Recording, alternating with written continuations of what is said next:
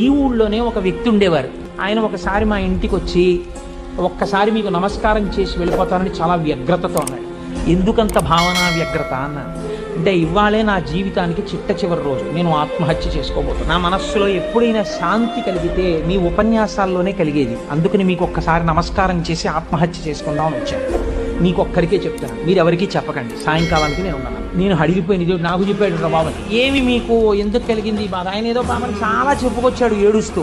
నేనన్నా సరే ఒక పని చేయండి, ఆఖరి ప్రయత్నం, మీరు దీక్షగా 42 రోజులు శివాలయానికి ఎవ్వరికీ చెప్పద్దు. ప్రదోష వేళలో వెళ్ళి శివ ప్రదక్షిణం చేసి ఒక 42 రోజులు ఈ దరిద్రాన్ని, మీ కష్టాన్ని అనుభవించి చూడండి అన్నాడు. మీరు నమ్ముతారా? ఆ వ్యక్తి నా దగ్గరికి వచ్చి నా జీవితంలో ఆశించని రీతిలో నా జీవితానికి ఒక కొత్త మలుపు తిరిగిందండి, నేను వరంగల్ వెళ్ళిపోతున్నాను, నేను సెటిల్ అయిపోతాను.